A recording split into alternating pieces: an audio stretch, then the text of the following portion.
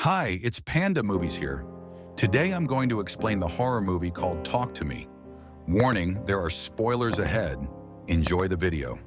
In the midst of a crowded and busy house, a young man named Cole sets out to search for his brothers, who go by the nickname Duckett. In his determined pursuit, Cole crosses the confines of Duckett's dorm and shows strength as he violently breaks down the barrier between them. In the private sanctuary thus revealed, Cole ensures the presence of Duckett, who shows obvious signs of injury. The brothers leave the privacy of the bedroom, and their journey ends in the common area of the living room. Here, the most shocking sequence of events unfolds when Duckett inexplicably and agonizingly uses a pistol to impale his brother, the instrument of destruction impaling Cole's chest, which is all the more surprising considering the event took place amidst gathered revelers. In a painful twist of fate, Duckett then turns the gun on himself in a deadly trajectory, culminating in self-inflicted facial injuries. The tragic consequences of this decision are inevitable, as Duckett succumbs to his self-inflicted wounds before the eyes of the amazed and horrified witnesses at the scene of his tragic death. Meanwhile, 17-year-old Mia faces the daunting challenge of commemorating the second anniversary of her mother Rhea's tragic suicide, a sad event that continues to cast a shadow over her emotional landscape. Her inner turmoil is compounded by the palpable rift between Mia and her father, Max, marked by an emotional detachment that exacerbates her emotional turmoil as she tries to navigate the turbulent emotional waters. Mia finds solace in the company of her staunch confidante, Jade, and Jade's younger brother, Riley. Unbeknownst to their parents, the trio secretly embarks on an illegal road trip and ventures into a house party hosted by Hayley and Joss. The central spectacle of this unconventional assemblage revolves around a macabre artifact, the severed appendage of a powerful medium preserved in an embalmed state. This particular object serves as a conduit through which to contact the spirit realm. This process is initiated by lighting a candle and saying the invocation, "Speak to me." To gain full possession, the prompt changes to, "I'll let you in," ending with the candle going out after 90 seconds. Amidst these supernatural experiences, Mia bravely volunteers to be the first vessel to interact with the spirit. In a surprising twist of fate, Mia is possessed by an evil entity with menacing intentions directed at Riley. Joss and Hayley must quickly wrest the scented hand from Mia's grasp and quell the possession by blowing out the candle to restore Mia to her usual state. However, the delicate balance of time is thrown off balance as just over 90 seconds tick by, casting an ominous shadow over the aftermath of this paranormal pursuit. Overwhelmed by the euphoria of the deep sensations evoked by the mysterious hand, Mia reunites with Hayley, Joss, and Jade's lover Daniel, only to meet again the following evening at Jade's headquarters.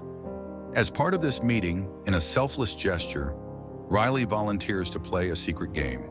Unfortunately, his selfless intentions lead him to be possessed by the evil spirit of Rhea, the late mother of Mia, in a sincere attempt to bridge the gap between the mortal realms and the Aetheric Realms. However, the strict timelines of the ritual defy their observance, causing the vessel containing Riley's body to become the battlefield of rival spirits, and the resulting confusion to lead to a gruesome display of self-harm. The resulting physical injuries forced Riley to be rushed to the hospital, adding to the already tense situation. As the reverberations reverberate, Mia struggles with disturbing ghost visions inevitably linked to the memory of her mother, Rhea. His attempt to seek solace from Jade and her mother, Sue, is rebuffed when they blame Mia for Riley's fate. Looking for comfort, Mia turns to Daniel and invites him over for the night.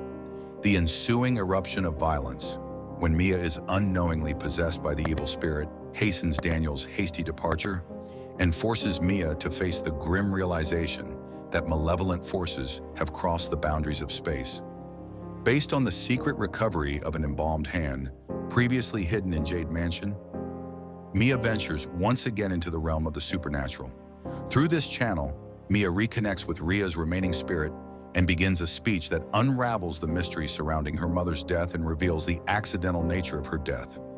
This new realization compels Mia to embark on a mission to help Riley, who continues to struggle with her lifelong obsession, which manifests itself in disturbing aggression that manifests itself both toward Jade in the hospital and toward himself in the form of violent self-abuse. Spot. Mia, Jade, Daniel, Hayley, and Joss embark on a daunting search for Cole, whose revelation sheds light on the guilty acts that led to Duckett's tragic death.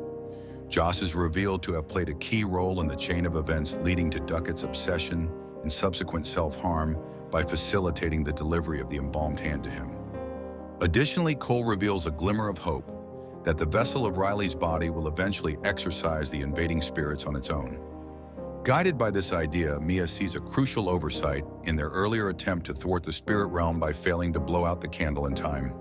This awareness crystallizes their strategy and drives them to a common solution: complete the ritual by properly extinguishing the candle, thereby freeing Riley from the malevolent forces that have held her. However, their attempts to connect to the spiritual dimension take a different turn when they come into contact with the ghostly essence of a young girl locked in the hospital courtyard. This ethereal encounter gives Mia a harrowing vision depicting Riley's agony in the twisting abyss. Back home, Mia is confronted with a surprising revelation from her father, Max, who reveals that Rhea's death was no mere accident to settle his claim. Max gives Mia a hidden suicide note, a revelation he wanted to protect her from to avoid feeling too much guilt. This discovery proves to be the catalyst for the uproar, prompting Mia to retire to the coziness of her bedroom. In this vulnerable environment, the spirit of Mia's mother materializes, imploring Mia to question Max's claims when an evil apparition resembling Max attacks her. Max's timely arrival dispels a threatening vision, but not before a serious accident occurs, in which Mia accidentally injures her father by accidentally stabbing him in the neck with a pair of scissors. After Rhea's revelation that Riley's demise is the key to his liberation, Mia employs cunning to coax Jade and Sue away from the hospital.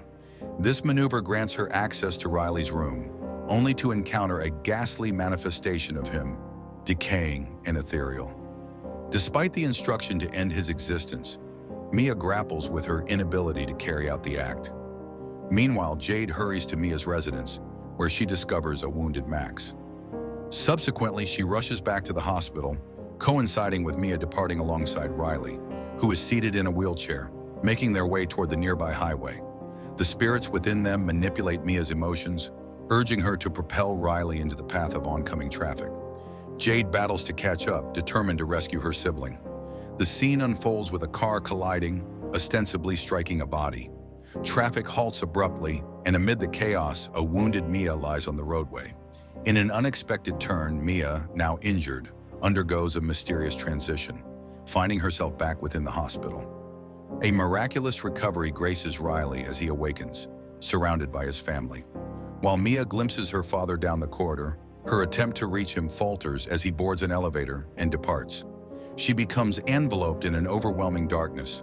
Positioned on the opposite side of the embalmed hand, this marks Mia's passing. Her progression leads her to the hand, where she places her own upon it, propelling her into an assembly of foreign revelers engaged in the game. Mia's spirit adopts the form of one of the participants as they utter the phrase, "Talk to me."